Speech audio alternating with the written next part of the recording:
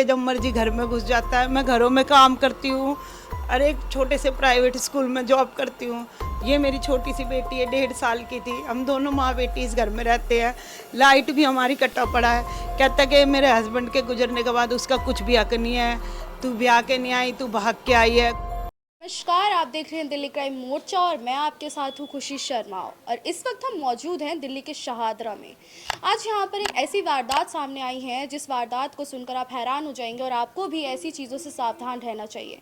कल को आपके साथ भी ऐसा हो सकता है, क्योंकि आज के समय में हम किसी पर भी भरोसा नहीं कर सकते। और यहाँ पर इस वारदात से आपको साफ साफ पता चल जाएगा कि अपनों पर भी भरोसा नहीं किया जा सकता। अपने भी अपने आपकी प्रॉपर्टी के लिए, आपके पैसों के लिए किसी भी हद तक गुजर सकते हैं, चाहे वो आपकी जान ही क्यों ना ले ले। ऐसा ही मामला एक शहादरा से सामने में आया है, जहां पर एक शादीशुदा जोड़ा, जिनकी शादी को 14 साल हो चुके हैं, पर शादी के 2 साल बाद ही उनके हस्बैंड की है मृत्यु हो जाती है। यहाँ पर करीबन 12 साल से उनके जेठ जेठानी यहाँ पर उनको परेशान करते आ रहे हैं। यहाँ पर सारा मामला प्रॉपर्टी का है और उनके पति जो थे वो सरकारी कर्मचारी थे। सरकारी कर्मचारी होने का मतलब ये होता है कि यहाँ पर अगर उस व्यक्ति की मृत्यु हो जाती है तो उसके बाद में जितनी भी अधिकार होते हैं, नौकरी होती है, वो उनके घर वालों को मिलती है। यहाँ पर उनकी एक बच्ची भी है जो कि शादी के बाद 1.5 साल बाद वो पैदा हुई थी। 1.5 साल के बाद पैदा हुई उस बच्ची के बारे में सोचिए कि उस बच्ची को किस तरीके से यहाँ पर लोग पाल रहे होंगे, क्योंकि उनके खुद के ससुराल वालों ने उन्हें घर से निकाल दिया है। और काफ़ी ज़्यादा यहाँ पर कोर्ट केसेस के मामले सामने आए हैं, मारपीट के मामले सामने आए हैं, जहाँ पर इनके जेठ जेठानी और उनकी बड़ी बेटी यहाँ पर आकर इनके ऊपर हमले करती है। यहाँ तक कि सरकारी नौकरी की जो ही चाहिए थी, यहाँ पर उनको उनकी नौकरी भी नहीं मिली है अभी तक। और यहाँ पर भी उन्होंने काफ़ी ज़्यादा अड़चनें डाली हुई है। यहाँ का जो परिवार है वो काफ़ी ज़्यादा परेशान है। आप घर देखिए, यहाँ पर ये घर है, ये मौजूदा घर आप देख सकते हैं। घर की मरम्मत देख के आपको पता चल जाएगा कि घर रात में ये सारी वारदात घटित हुई है। आइए हम उन लेडी के साथ मौजूद है जिनके साथ में ये सारी वारदात घटित हो रही है। आपका नाम? मैम कविता। कविता जी, आपके साथ क्या हुआ है? मैम ये मेरे जेठ ने बुरा हाल कर रखा। मैम घर से भी निकालने की धमकी देता है, निकाल भी दिया। मैम मेरा सामान सारा टूटा फूटा पड़ा है। कहता कि मेरे हस्बैंड के गुजरने के बाद उसका कुछ भी हक नहीं है, तू ब्याह के नहीं आई, तू भाग के आई है। खुद ब्याह के लेके आया है। लड़ाई झगड़े करते हैं, पी के जब मर्जी घर में घुस जाता है। मैं घरों में काम करती हूँ और एक छोटे से प्राइवेट स्कूल में जॉब करती हूँ। ये मेरी छोटी सी बेटी है, 1.5 साल की थी। हम दोनों माँ बेटी इस घर में रहते हैं। लाइट भी हमारी कटवा दी थी, अब लाइट भी मैंने अपने पैसों से लगवाई है, उसी के नाम से लग रही है। पर वो मैम कहता है कि अगर तो उसका हक नहीं है, तुझे 6-7 महीने में यहाँ से फेर निकाल के बाहर फेंक दूंगा, तू रोड पे ही धक्के खाएगी, ऐसे ही धक्के खाती घूमती रहेगी, तुझे ना नौकरी मिलने दूंगा तेरे घर वाले की, ना पैसा मिलने दूंगा, कुछ भी नहीं मिलने दूंगा, तुझे घर से बेघर कर दूंगा, तू रोडों पे धक्के खाएगी। उल्टा सीधा बोलता है, गाली गलौज करते हैं उसके परिवार के आके। मेरी जिठानी, मेरी जेठ की लड़की, उसका बेटा, सारे के सारे। 2-3 दिन पहले तो मार पीट करी बुरी तरीके से, हाथापाई करी, बालों को चिपट गए, मार पीट करी इतनी बुरी तरीके से। और कोई पुलिस वाला भी हमारा साथ नहीं देता है। पुलिस वाले भी उसी के साथ रहते हैं जो पैसे देता है, जब मर्जी घुसी आता है घर में, कहता है निकलवाऊंगा, भगवाऊंगा। ये तो अब मेरे मम्मी पापा आए हुए हैं तो थोड़ा सा काम वाम भी करवाया। थोड़े दिन पहले तो ये घर ऐसा गिरने पड़ने को हो रहा था। कहता है इसके एसी है, टीवी, किस चीज़ की कमी है? सर जी ये तो जो मर्जी किस्तों पे भी ले सकता, अपना रिक्शे वाले के पास भी ऐसे ऐसी चीज़ें। तो हमने तो अपनी बेटी के लिए ले रखे ना, कहाँ पे जाए, कैसे रहे। और उल्टा सीधा गाली गलौज बुरी तरीके से, बहुत ज़्यादा दुष्कर्म करता। ना नौकरी ना पैसा, कुछ भी नहीं मिलने देता। आपकी शादी को कितना समय हो चुका है? मेरी 2010 में शादी हुई थी, 14 फरवरी को हुई थी। और मेरे घर वाले 15 अक्टूबर 2012 को गुजर गए थे। अच्छा, उनके गुजरने का कारण? वो क्या कहते हैं, बुखार चढ़ा, बुखार में उनको दौरा आया, दौरे से अटैक आ गया था। थोड़ी बहुत ड्रिंक भी करते थे वो, ड्रिंक की वजह से भी उन्हें दौरा आ गया था, दौरे से अटैक आ गया था। पर बुखार हो रहा था उस दिन। तो जब आप शादी कर कर अपने ससुराल गए थे, जैसे कि आपने 2 साल वहाँ पे करीबन बिताए हैं अपने जेठ जेठानी के साथ में, तो तब उन्होंने ऐसा कुछ किया हो आपके साथ? उससे पहले कुछ भी नहीं किया था ऐसा, वो बिल्कुल भी नहीं बोलते थे। अब तो उनके मरने के बाद कहता है कि इसने मारा मेरे भाई को, इसने ही मारा। आप किसी गली वाले से पूछ लो, मैंने कुछ भी ऐसा नहीं करा कि रात दिन मारती थी, पीटती थी उसे, बोलती थी। मैंने कभी भी कुछ उनके हाथापाई नहीं करी। हम दोनों मियाँ भी ठीक रहते थे, ना हमारे से भगाने की कहीं। जब वो जिंदा थे तभी यूँ कहते थे कि भी ये तुम्हारा है और ये वो वाले हमारे घर हैं। तुम अपने यहाँ खुश रहो, राजी रहो। पर उनके मरने के बाद उन्होंने कहा कि उसका हक नहीं है, बिल्कुल भी हक नहीं है। वो तो ऐसा था वैसा था, तू भाग के आई थी, तू इस घर में ब्याह के नहीं आई, तू ऐसी ही रहती है, अपने बाप के साथ आई थी, उल्टा सीधा गंदी गाली गलौच वगैरह बोलते। अब तो उनके गुजरने के बाद, पर उनके गुजरने से पहले ऐसा कुछ नहीं कहते थे। अच्छा, तो ये घर जो है ये आपका घर है? जी, ये मेरा घर है। कोर्ट ने मुझे कागज दे रखे रहने के, पर जब वो 10 साल तक केस चला, उससे रोज कागज मांगते थे।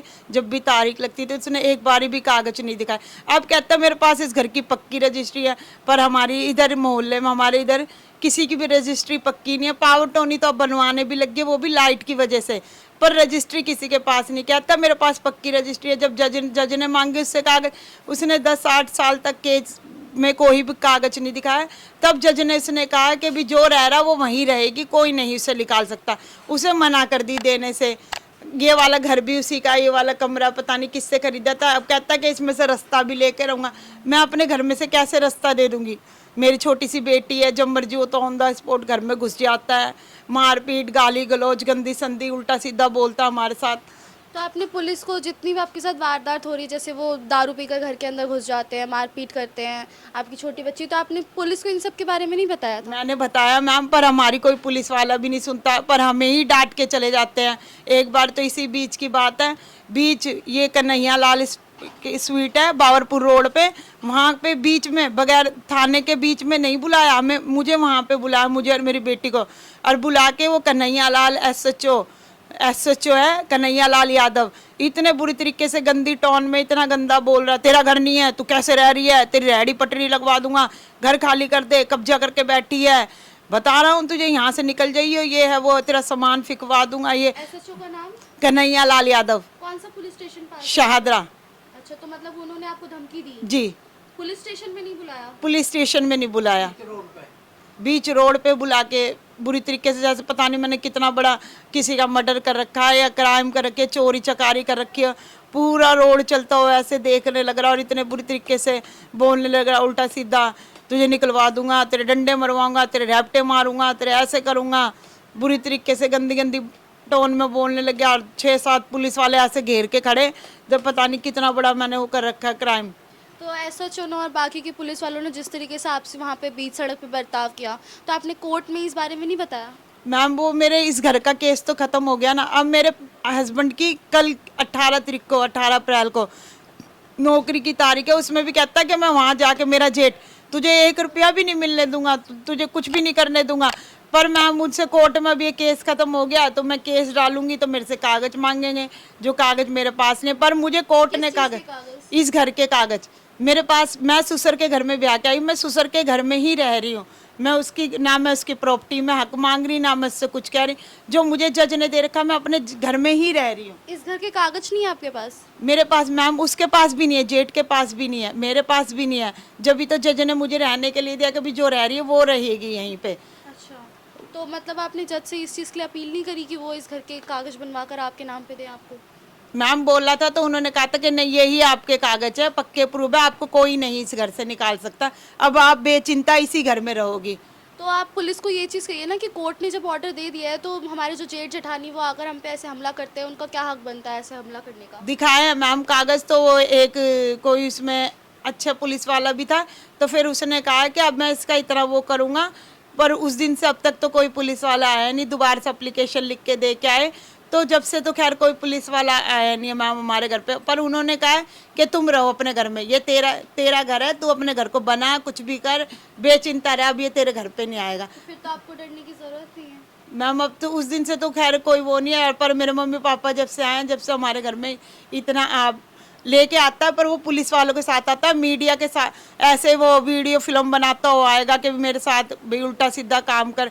पर मैम मैंने आज तक कुछ भी नहीं कहा मैम उसे, मैंने कंप्लेंट भी करी तो मेरी कंप्लेंटों पे भी गौर नहीं होती है मैम। मैं बस इस चक्कर, मेरे पास कोई इतना महंगा वाला फ़ोन भी नहीं है मैम, जो मैं फ़ोन है तो मैम वो कीपैड वाले वैसे वाला फ़ोन है मैम, उसमें वीडियो भी रिकॉर्डिंग नहीं होती।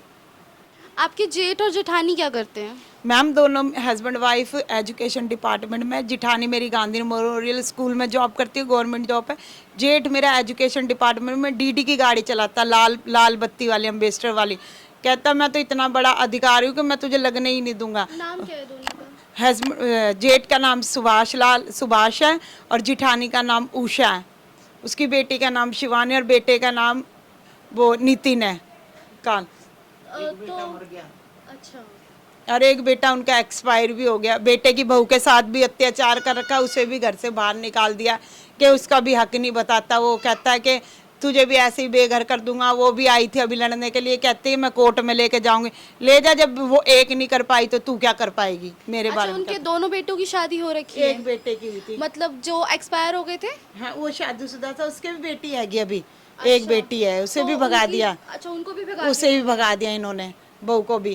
कहता कि तेरा भी हक नहीं है, भाग यहाँ से। जब वो दिया। एक जो नहीं कर, दूसरे वाले बेटे हैं? वो मैम ड्रिंक वगैरह करता है तो उसकी शादी वगैरह भी हुई नहीं है। क्या कहते हैं ना, मेरे हस्बैंड की पहले भी शादी हो चुकी है, पर मैम यही मुझे ब्याह के लेके आया था, इसने ही मेरी शादी करी थी।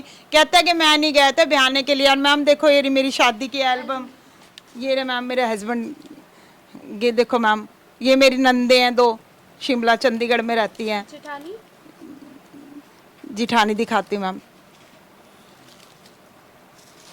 ये खड़ी जिठानी मैम।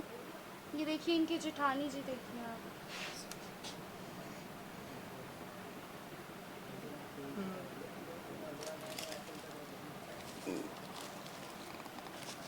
ये रहा जेठ, देखिए सर, ये नाच रहा है। ये देखिए जी, ये रहा। ये आपके जेठ हैं और आपने अभी बताया कि आपके जेठ जी का कहना है कि वो शादी भी नहीं गए थे। मैं नहीं गया था शादी में, मैं शादी में नहीं गया था, ये जबरदस्ती लेके गई थी। सब चीज मेरी इन्होंने ही करा, जो मान भाव सास ससुर का मिलता है सब इन्होंने, जेठ जिठानी इन्होंने ही लिया। आपकी शादी में आपके सास ससुर जी नहीं आए थे? नहीं वो नहीं है, एक्सपायर हो गए थे जब ये अच्छा, छोटे उससे छोटे। पहले? हाँ उससे पहले। और किस, ये रहा देखो, ये रहा। सब चीज देखिए, इसने गौर ही करी कीजिए है। यहाँ और पर, ये पूरी देखिए गली इनके जेठ मोहल्ला, जी को। पूरा मोहल्ला बारात में गया था। कहता कि ये तो भाग के आई थी। पूरा आस पड़ोस सब गया था, जात पंचायत से मैं ब्याह के आई हूँ।